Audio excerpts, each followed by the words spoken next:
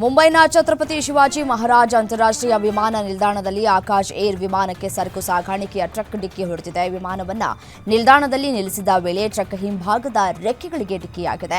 ವಿಮಾನವನ್ನು ಸಂಪೂರ್ಣ ತಪಾಸಣೆಗೆ ಒಳಪಡಿಸಲಾಗ್ತಾ ಇದೆ. ಈ ಘಟನೆಗೆ ಕಾರಣನಾದಂತಹ ವ್ಯಕ್ತಿಯ ವಿರುದ್ಧ ತನಿಖೆಯನ್ನು ನಡೆಸ್ತಾ ಇದ್ದೇವೆ ಅಂತ ಆಕಾಶ್ ಏರ್ ಸಂಸ್ಥೆ ತಿಳಿಸಿದೆ.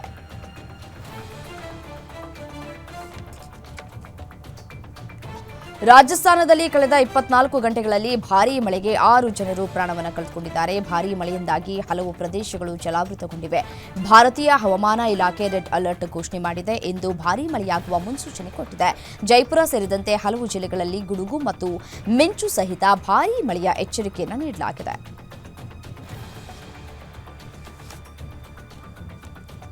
ಜಾರ್ಖಂಡ್ನಲ್ಲಿ ಹವಾಮಾನ ವೈಪರೀತ್ಯದಿಂದ ಭಾರೀ ಮಳೆಯಾಗಿದ್ದು ವಿವಿಧ ಜಿಲ್ಲೆಗಳಲ್ಲಿ ಸಿಡಿಲು ಬಡಿದು 12 ಜನರು ಸಾವನ್ನಪ್ಪಿದ್ದಾರೆ. 7 ಮಂದಿ ಗಂಭೀರವಾಗಿ ಗಾಯಗೊಂಡಿದ್ದಾರೆ. ಸಾವನ್ನಪ್ಪಿದವರಲ್ಲಿ ಹಲವರು ತಮ್ಮ ಹೊಲಗಳಲ್ಲಿ ಕೆಲಸವನ್ನ ಮಾಡ್ತಾ ಇದ್ದಾಗ ಸಿಡಿಲು ಬಡಿದಿದೆ.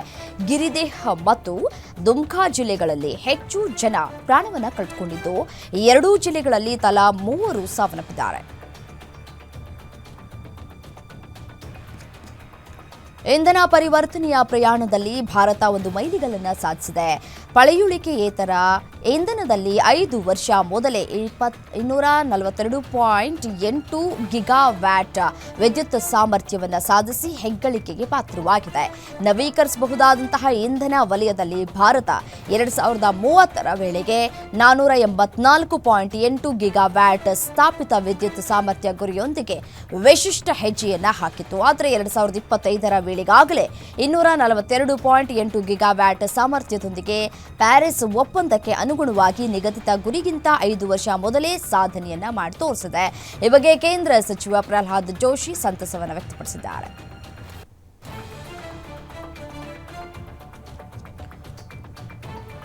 ಭಾರತದ ರಿಟೇಲ್ ಹಣದುಬ್ಬರ ದರ ನಿರೀಕ್ಷೆಗೂ ಮೀರಿ ಇಳಿಕೆಯಾಗಿದೆ. ಸರ್ಕಾರ ಬಿಡುಗಡೆ ಮಾಡಿದ ದತ್ತಾಂಶದ ಪ್ರಕಾರ ಗ್ರಾಹಕ ಬೆಲೆ ಅನುಸೂಚಿ ಆಧಾರಿತವಾದಂತಹ ರಿಟೇಲ್ ಹಣದುಬ್ಬರ ಜೂನ್ ತಿಂಗಳಲ್ಲಿ ಶೇಕಡ 2.10ರಷ್ಟಿದೆ. ಕಳೆದ ತಿಂಗಳು ಹಣದುಬ್ಬರ ಶೇಕಡ 2.8 ಇತ್ತು.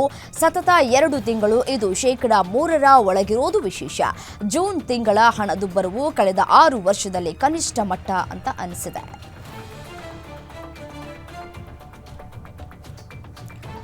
ಸಮೋಸಾ, ಜಿಲೇಬಿ, ಪಕೋಡಾ, ವಡಾಪಾವ್ ಮತ್ತು ಬಿಸ್ಕೆಟ್ ತಿಂದರೆ ಅಪಾಯ ಅಂತೆ. ಹೇಗಂತ ಕೇಂದ್ರ ಸರ್ಕಾರ ಹೇಳಿದೆ.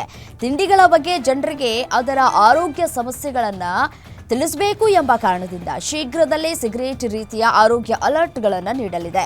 ಹೇಗೆ ತಂಬಾಕು ಉತ್ಪನ್ನಗಳ ಮೇಲೆ ಆರೋಗ್ಯಕ್ಕೆ ಅಪಾಯಕಾರಿ ಎಂಬ ಅಲರ್ಟ್ ಇರುತ್ತದೆಯೋ ಅದೇ ರೀತಿ ಈ ಎಲ್ಲಾ ತಿಂಡಿಗಳ ಬಗ್ಗೆ ಸರ್ಕಾರಿ ಕ್ಯಾಂಟೀನ್ ಮತ್ತು ರೆಸ್ಟೋರೆಂಟ್ಗಳಲ್ಲಿ ಎಚ್ಚರಿಕೆ ಫಲಕಗಳನ್ನು ಹಾಕೋದು ಕಡ್ಡಾಯ ಅಂತ ಭಾರತ ಸರ್ಕಾರ ಆದೇಶಿಸಿದೆ.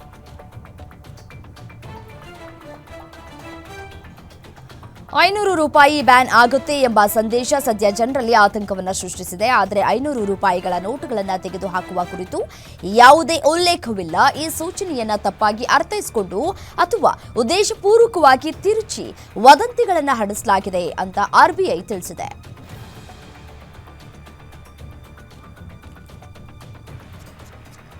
ವಿಶ್ವದ ಅತ್ಯಂತ ಪವರ್ಫುಲ್ ಮಿಸೈಲ್ ಹೈಪರ್ಸಾನಿಕ್ ಕ್ಷಿಪಣಿ ವಿಷ್ಣುವನ್ನ ಪರೀಕ್ಷಿಸುವುದಕ್ಕೆ ಭಾರತ ಸಿದ್ಧವಾಗಿದೆ. ಈ ಮಿಸೈಲ್ ವಿಶ್ವದ ಅತ್ಯಂತ ಅಪಾಯಕಾರಿಯಾಗಿದ್ದು ಯಾವುದೇ ಸಾಧನವೂ ಇದನ್ನ ತಡೆಯೋದಕ್ಕೆ ಸಾಧ್ಯವೇ ಇಲ್ಲ. ಭೂಮಿ, ನೀರು ಹಾಗೂ ಗಾಳಿಯಲ್ಲೂ ಇದನ್ನ ಉಡಾವಣೆ ಮಾಡಬಹುದು. ಒಂದು ಬಾರಿ ಈ ವಿಷ್ಣು ಪರಾಕ್ರಮಕ್ಕೆ ನಿಂತರೆ ಶತ್ರುಗಳ ಬೂದಿ ಕೂಡ ಸಿಗೋದಿಲ್ಲ. ಸದ್ಯ ಇದು ವಿಶ್ವದಲ್ಲಿ ಇರೋದು ರಷ್ಯಾ ಹಾಗೂ ಚೀನಾದಲ್ಲಿ ಮಾತ್ರ. ಇದು ಬಿಟ್ರೆ ಇದೀಗ ಭಾರತ ಈ ಅತ್ಯಂತ ಪ್ರಬಲವಾದ ಹೈಪರ್ಸಾನಿಕ್ ಕ್ಷಿಪಣಿ ತಯಾರಿಸ್ತಾ ಇದ್ದು ಟೆಸ್ಟ್ ಮಾಡೋದಕ್ಕೆ ರೆಡಿಯಾಗಿದೆ. ಪಂಜಾಬ್ನ ಮಂಡಿ ಗೋವಿಂದಗಢದಲ್ಲಿ ಎಸ್ಯುವಿ ಡಿಕ್ಕಿ ಹೊಡೆದು ಮಗು ಆ ವಾಹನದ ಕೆಳಗೆ ಬಿದ್ದರೂ ಪವಾಡ ಸದೃಶವಾಗಿ ಸಾವಿನಿಂದ ಪಾರಾಗಿದೆ. ಮಗು ಕಾರು ಡಿಕ್ಕಿ ಹೊಡೆದು ಆ ವಾಹನದ ಕೆಳಗೆ ಸಿಲುಕಿಕೊಂಡಾಗ ಜನರು ಆ ಮಗುವನ್ನ ರಕ್ಷಿಸುವುದಕ್ಕೆ ಧಾವಿಸ್ತಾ ಇರುವುದನ್ನು ನೋಡಬಹುದು. ಈ ವಿಡಿಯೋ ವೈರಲ್ ಆಗಿದ್ದು ಚಾಲಕನ ಅಜಾಗರೂಕತೆಗೆ ತೀವ್ರ ಆಕ್ಷೇಪಗಳು ವ್ಯಕ್ತವಾಗಿವೆ.